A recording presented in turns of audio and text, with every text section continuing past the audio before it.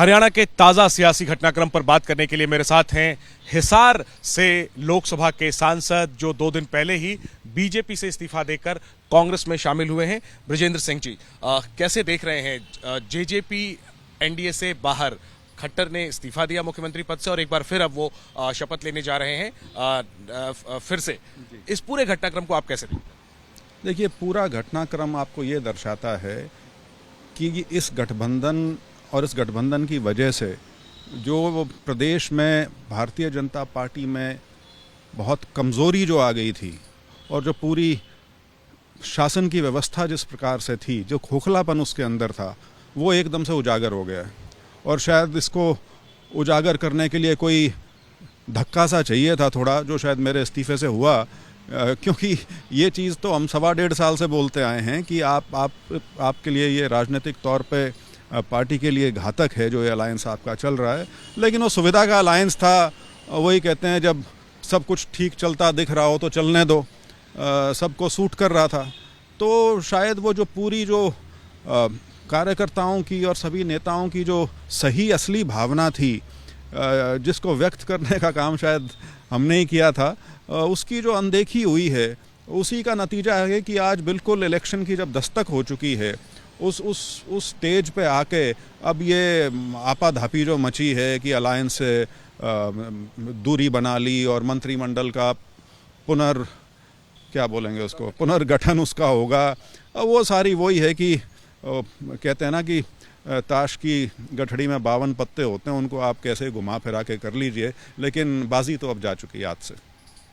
सवाल ये है सर कि हिसार सीट जहां से आप सांसद हैं, उस सीट पर नजर थी जेजेपी की और संभवतः आपके पार्टी छोड़ने की वजह भी यही थी। तो अब जब जेजेपी अलग हो गई है, क्या कोई पुनर्विचार बृजेंद्र सिंह करें? मैंने ये चीज़ आज से नहीं, पिछले काफ़ी टाइम से मैं कह रहा हूँ कि यदि आप जो हम बात कह रहे हैं इसको आप उचाना की विधानसभा और हिसार की लोकसभा तक सीमित करके देखेंगे तो आप सही स्थिति का कभी आकलन नहीं कर पाएंगे। और वही गलती निरंतर सबने की है।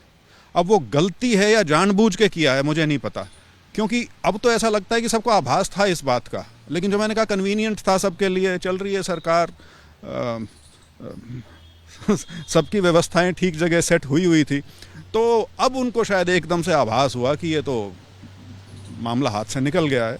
और अब ये बस भगदड़ इसी चीज़ की है कि किसी प्रकार से जो लोकसभा का चुनाव हमारे सर पे खड़ा है, उसमें जो परिस्थिति जो बनी है, इसको किसी तरह से बैंडेड लगा के या लीपापोती करके स्थिति को उभारा जा सके, जिसकी संभावना इस स्टेज पे मुझे नहीं लगता कि कोई होगी। आखिरी में तो अब जेजेपी के अलग होने से लोकसभा की तस्वीर आप किस तरह की देख रहे हैं? कैसी लड़ाई अब हरियाणा में होने जा रही है? हरियाणा में ये कभी भी नहीं था कि एक तरफा चुनाव हो। हरियाणा में चुनाव बड़ी शिद्दत से लड़ा जाना था, बड़े कांटे का मुकाबला होना था, ये सबको पता था।